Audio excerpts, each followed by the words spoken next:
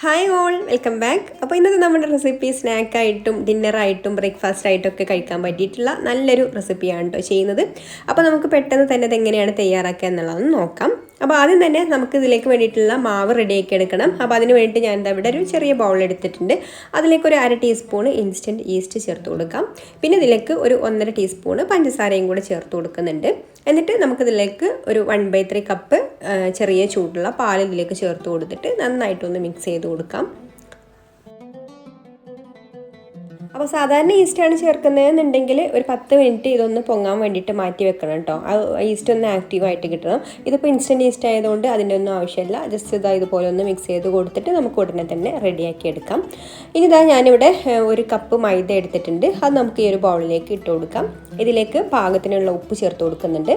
പിന്നെ ഒരു 3/4 table spoon ഓയിലും കൂടെ ചേർത്ത് കൊടുത്തിട്ട് ആദ്യം ഒന്ന് നന്നായിട്ട് ഇതുപോലെ മിക്സ് ചെയ്ത് കൊടുക്കാം. എന്നിട്ട് നമുക്കിതിലേക്ക് നമ്മൾ നേരത്തെ റെഡിയാക്കി വെച്ചിട്ടുള്ള ആ ഒരു പാല് മുഴുവനായിട്ട് തന്നെ ഒഴിച്ചു കൊടുക്കാം. എന്നിട്ട് നന്നായിട്ട് തന്നെ കുഴച്ചെടുക്കാം. അപ്പോൾ ഇനി ഡ്രൈ ആയിട്ട് വരികയാണെന്നുണ്ടെങ്കിൽ എക്സ്ട്രാ പാല് 1 ടീസ്പൂണൊക്കെ മതിയാവും കേട്ടോ. ഈ ഒരു 1/3 കപ്പ് ഒരു കപ്പ് മൈദയിലേക്ക് കറക്റ്റ് അളവാണ്. പിന്നെ കുറച്ച് മാവ് ടൈറ്റായിട്ട് വരികയാണെന്നുണ്ടെങ്കിൽ ചിലപ്പം അളവിലൊക്കെ എന്തെങ്കിലും വ്യത്യാസം വരികയാണെന്നുണ്ടെങ്കിൽ 1 ടീസ്പൂണും കൂടെ എക്സ്ട്രാ ചേർത്ത് കൊടുത്താൽ മതി. എന്നിട്ട് നന്നായിട്ട് തന്നെ ഒന്ന് കുഴച്ചിട്ട് കൊടുക്കാം. നല്ല സോഫ്റ്റായിട്ട് കിട്ടുന്നത് വരെ കുറച്ച് സമയം വെച്ചിട്ട് തന്നെ കുഴച്ചെടുക്കണം കേട്ടോ.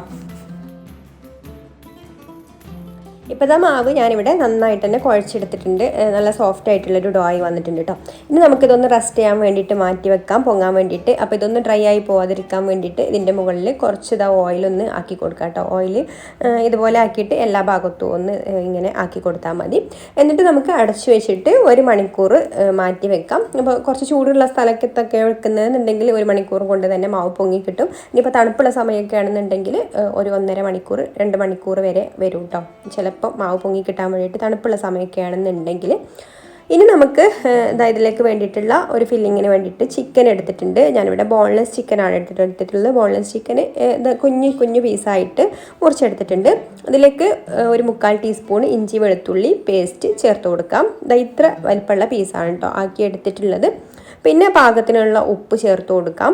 പിന്നെ ഇതിലേക്ക് നമുക്ക് എരിവിനാവശ്യമായിട്ടുള്ള കുരുമുളക് പൊടി ചേർത്ത് കൊടുക്കുന്നുണ്ട്. ഒരു 1/2 ടീസ്പൂൺ കുരുമുളക് പൊടിയൊക്കെ ചേർത്ത് കൊടുത്താൽ മതി കേട്ടോ. പിന്നെ 1 ടേബിൾ സ്പൂൺ സോയാ സോസും കൂടെ ചേർത്ത് കൊടുത്തിട്ട് ഇത് നന്നായിട്ടൊന്ന് മിക്സ് ചെയ്ത് കൊടുക്കാം. പിന്നെ നിങ്ങൾക്ക് ഈ വീഡിയോ കണ്ടിട്ട് ഇഷ്ടമായിട്ടുണ്ടെങ്കിൽ ഒന്ന് ലൈക്ക് ചെയ്യാൻ മറക്കരുത്. ഇഷ്ടപ്പെട്ടിട്ടില്ലെങ്കിൽ ഡിസ്ലൈക്കും ചെയ്യാം. അതുപോലെ തന്നെ നിങ്ങളുടെ അഭിപ്രായങ്ങളൊക്കെ താഴെ കമൻറ്റ് ചെയ്യാം. പിന്നെ ഈ ചാനൽ സബ്സ്ക്രൈബ് ചെയ്യാതെ കാണുന്ന കൂട്ടുകാരാണെങ്കിൽ ഒന്ന് സബ്സ്ക്രൈബും കൂടെ ചെയ്തിട്ട് സപ്പോർട്ട് ചെയ്യണേ. അപ്പോൾ ഞാൻ ചിക്കനൊക്കെ നന്നായിട്ട് തന്നെ മിക്സ് ചെയ്ത് കൊടുത്തിട്ടുണ്ട്. ഇനി നമുക്കിത് അടച്ചു വെച്ചിട്ട് ഒന്ന് മാറ്റി വെക്കാം. ഇപ്പോൾ ഞാൻ മാവ് കുഴച്ച് വെച്ചിട്ടൊരു 1.5 മണിക്കൂറൊക്കെ ആയിട്ടുണ്ട് കേട്ടോ. അപ്പോൾ മാവ് നന്നായിട്ട് തന്നെ പൊങ്ങി വന്നിട്ടുണ്ട്. ഇനി ഇതിൻ്റെ ഉള്ളിലുള്ള ഈ ഒരു എയറൊക്കെ ഒന്ന് കളഞ്ഞതിന് ശേഷം ഇതുപോലെ ഒന്നും കൂടെ കുഴച്ചെടുക്കാം. എന്നിട്ട് നമുക്ക് ഒരു പലകയിൽ കുറച്ച് പൊടിയൊന്നും ഇട്ട് കൊടുത്തതിന് ശേഷം മൈദയാണ് കേട്ടോ ഇട്ട് കൊടുത്തതിന് ശേഷം ഒന്ന് പരത്തിയെടുക്കണം. പരത്തിയെടുക്കുമ്പോൾ ഒരുപാട് കട്ടിയായിട്ട് പരത്തിയെടുക്കേണ്ട, എന്നാൽ ഒരുപാട് തിന്നായിട്ട് പരത്തിയെടുക്കേണ്ട. ഒരു 1/4 ഇഞ്ച് കനത്തിലൊക്കെ പരത്തിയെടുക്കുക.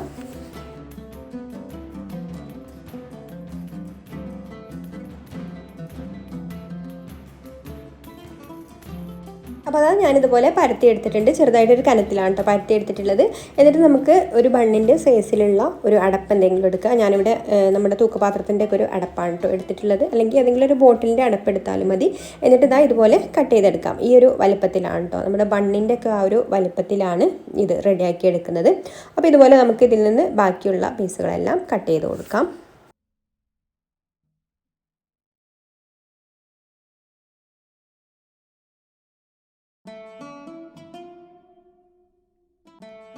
ഇനി നമുക്കിത് നല്ല ചൂടായിട്ടുള്ള പാനിൽ വെച്ച് കൊടുത്തിട്ട് ചുട്ടെടുക്കാം. നമ്മൾ കുബൂസും ചപ്പാത്തിയൊക്കെ ചുട്ടെടുക്കുന്നത് പോലെ തന്നെ ചുട്ടെടുത്താൽ മതി.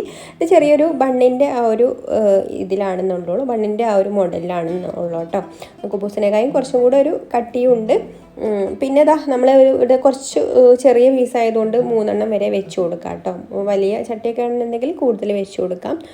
ഇനി നമുക്കിത് ചെറുതായിട്ടൊന്ന് പൊങ്ങി വന്നിട്ടുണ്ട് കേട്ടോ ഇത്. അപ്പോൾ നമുക്കിതൊന്ന് മറിച്ചിട്ട് കൊടുക്കാം.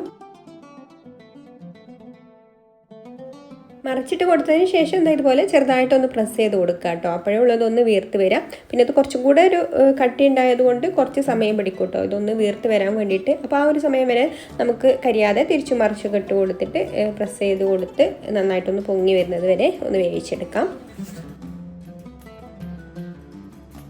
അപ്പോൾ അതായത് ഇതിവിടെ നന്നായിട്ട് തന്നെ വീർത്ത് വന്നിട്ടുണ്ട്. ഇനി നമുക്കിത് മാറ്റി വെക്കാം.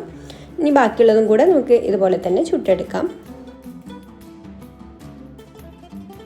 അപ്പോൾ നമ്മുടെ ബണ്ണ് ഇവിടെ റെഡി ആയിട്ടുണ്ട് കേട്ടോ. ഇനി നമുക്ക് ഇതിലേക്കുള്ള ആ ഒരു ഫില്ലിങ് റെഡിയാക്കാൻ വേണ്ടിയിട്ട് നമ്മൾ ചിക്കൻ മാരിനേറ്റ് ചെയ്ത് വെച്ചിട്ടുണ്ടല്ലോ, അപ്പോൾ അത് ഈ ഒരു പാനിൽ തന്നെ റെഡിയാക്കി എടുക്കാം. അതിന് വേണ്ടിയിട്ട് ഞാൻ എന്താ ഇതിലേക്ക് 1 ടേബിൾ സ്പൂൺ ഓയിൽ ഒഴിച്ച് കൊടുക്കുന്നുണ്ട്. എന്നിട്ട് നമുക്കിതിലേക്ക് മാരിനേറ്റ് ചെയ്ത് വെച്ചിട്ടുള്ള ചിക്കൻ ചേർത്ത് കൊടുത്തിട്ട് നന്നായിട്ടൊന്ന് ഇളക്കി കൊടുത്ത് ഒന്ന് ഫ്രൈ ചെയ്തെടുക്കാം. അപ്പോൾ ഇത് പെട്ടെന്ന് തന്നെ കുക്കായിട്ട് വരും കേട്ടോ, ചെറിയ ചെറിയ പീസ് ആയതുകൊണ്ട്.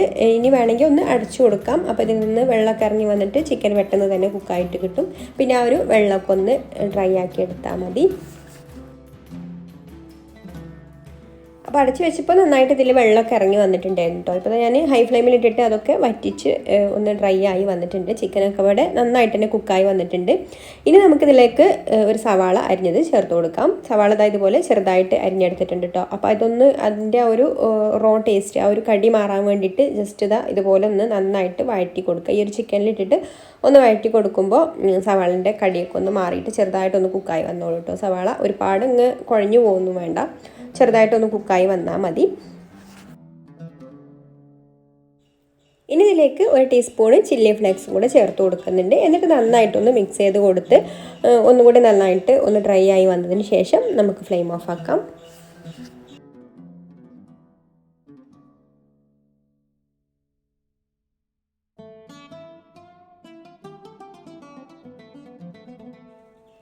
ഇപ്പോൾ നമ്മുടെ ചിക്കൻ ഇവിടെ റെഡിയായി വന്നിട്ടുണ്ട്. ഇത്രയും മതി കേട്ടോ. ഇനി നമുക്ക് ഫ്ലെയിം ഓഫ് ആക്കിയിട്ട് ഇത് ചൂടാറാൻ വേണ്ടി മാറ്റി വെക്കാം. ഇനി നമുക്കിതിലേക്ക് വേണ്ടിയിട്ടുള്ള സോസ് റെഡിയാക്കി എടുക്കാം. അപ്പോൾ അത് ഞാൻ മിക്സിയുടെ ചെറിയ ജാർ എടുത്തിട്ടുണ്ട് കേട്ടോ. അതിലേക്കൊരു 5 വെളുത്തുള്ളി ഇതായിട്ടൊന്ന് ചതച്ചെടുത്തത് ചേർത്ത് കൊടുക്കുന്നുണ്ട്. പിന്നെ ഒരു 1/4 ടീസ്പൂണ് ഉപ്പ് ചേർത്ത് കൊടുക്കാം.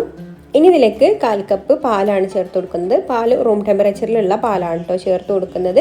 പിന്നെ 1/4 കപ്പ് സൺഫ്ലവർ ഓയിൽ ചേർത്ത് കൊടുക്കുന്നുണ്ട്. സൺഫ്ലവർ ഓയിൽ പിന്നെ നമുക്ക് സോസ് എത്രത്തോളമാണോ തിക്ക് വേണ്ടത് അതിനനുസരിച്ചിട്ട് പിന്നെ കൂടുതലായിട്ട് ചേർത്ത് കൊടുത്തിട്ട് പിന്നീട് അടിച്ചെടുക്കുക കേട്ടോ. അപ്പോൾ ആദ്യം ഇത്ര ചേർത്ത് കൊടുത്താൽ മതി. പിന്നെ 1/2 ടീസ്പൂണ് വിനാഗിരിയും കൂടെ ചേർത്ത് കൊടുത്തിട്ട് ഇതൊന്ന് അടിച്ചെടുക്കാം. അപ്പോൾ അതാ നമ്മുടെ സോസ് ഇവിടെ റെഡിയായി വന്നിട്ടുണ്ട്. അപ്പോൾ ഇത്ര തിക്കാൻ വേണ്ടിയിട്ട് പിന്നെ ഞാൻ 2 പ്രാവശ്യം കൂടെ സൺഫ്ലവർ ഓയിൽ കുറേശ്ശെ ചേർത്ത് കൊടുത്തിട്ട് അടിച്ചെടുത്തു കേട്ടോ. അപ്പോൾ നമുക്ക് എത്രത്തോളമാണോ തിക്ക് വേണ്ടത് അതനുസരിച്ചിട്ട് ഓയിൽ ചേർത്ത് കൊടുത്തിട്ട് അടിച്ചെടുത്താൽ മതി. ഈ ഒരു സോസിൽ നിന്ന് ഞാനിതാ ഇവിടെ കുറച്ച് ബൗളിൽ എടുത്തിട്ടുണ്ട്. ഇനി നമുക്കിതിലേക്ക് കുറച്ച് ടൊമാറ്റോ കെച്ചപ്പ് ചേർത്ത് കൊടുക്കാം. അത് നമ്മുടെ ഫ്ലേവറിനനുസരിച്ചിട്ട് ആവശ്യത്തിന് ചേർത്ത് കൊടുക്കാം കേട്ടോ. അപ്പോൾ ഞാനിതാ ഇതുപോലൊരു 2 പാക്കറ്റ് ചെറിയ പാക്കറ്റ് ടൊമാറ്റോ കെച്ചപ്പാണ് ചേർത്ത് കൊടുക്കുന്നത്. പിന്നെ നമുക്കിതിലേക്ക് കുറച്ച് സ്വീറ്റ് ആൻഡ് സ്പൈസി ആയിട്ടുള്ള ഒരു സോസ് ഉണ്ട്, ടൊമാറ്റോ സോസ്, അതും കൂടെ ചേർത്ത് കൊടുക്കുന്നുണ്ട്. ടൊമാറ്റോയും ചില്ലിയും കൂടെ ചേർന്നിട്ടുള്ള സോസാണ് കേട്ടോ. അപ്പോൾ അതും നമുക്ക് ആവശ്യത്തിന് ചേർത്ത് കൊടുത്തിട്ട് നന്നായിട്ടൊന്ന് മിക്സ് ചെയ്ത് കൊടുക്കാം.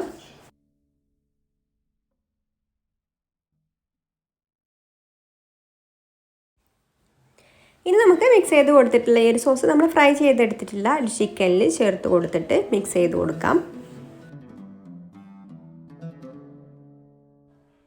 ഇനി ഇതിലേക്ക് കുറച്ച് മല്ലിയിലും അരിഞ്ഞതും കൂടെ ചേർത്ത് കൊടുത്തിട്ട് മിക്സ് ചെയ്ത് കൊടുക്കുന്നുണ്ട്. അപ്പോൾ ഇത്രയേ ഉള്ളൂ കേട്ടോ, നമ്മുടെ ഫില്ലിങ് ഇവിടെ റെഡിയായി.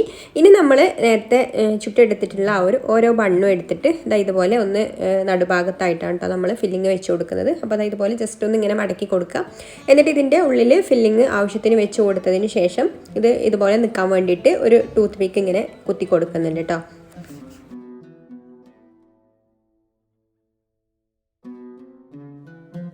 അപ്പോൾ ഇത്രയേ ഉള്ളൂ കേട്ടോ, നമ്മുടെ ബൺ ബൈറ്റ്സ് ഇവിടെ റെഡി ആയിട്ടുണ്ട്. അപ്പോൾ നമുക്കിത് ഏത് സമയത്തും കഴിക്കാൻ പറ്റിയിട്ടുള്ള ഒരു ഡിഷാണ് കേട്ടോ. നമുക്ക് ഇഫ്താറിൻ്റെ സമയത്തൊക്കെ ഇത് കഴിക്കുകയാണെന്നുണ്ടെങ്കിൽ ഒരെണ്ണം മാത്രം മതിയാവും, പിന്നെ വേറെ ഒന്നും വേണ്ടി വരില്ല, വേറെ ഒരു സ്നാക്കും നമുക്ക് ഇതിൻ്റെ കൂടെ വേണ്ടി വരില്ല. അപ്പോൾ സ്നാക്കും മെയിൻ കോഴ്സും ഒക്കെ ആയിട്ടോ ഈ ഒരു ഒറ്റ എണ്ണം ഉണ്ടെങ്കിൽ തന്നെ. അപ്പം ഇനി മറ്റൊരു നല്ല റെസിപ്പിയുമായിട്ട് അടുത്ത വീഡിയോയിൽ കാണാം. താങ്ക്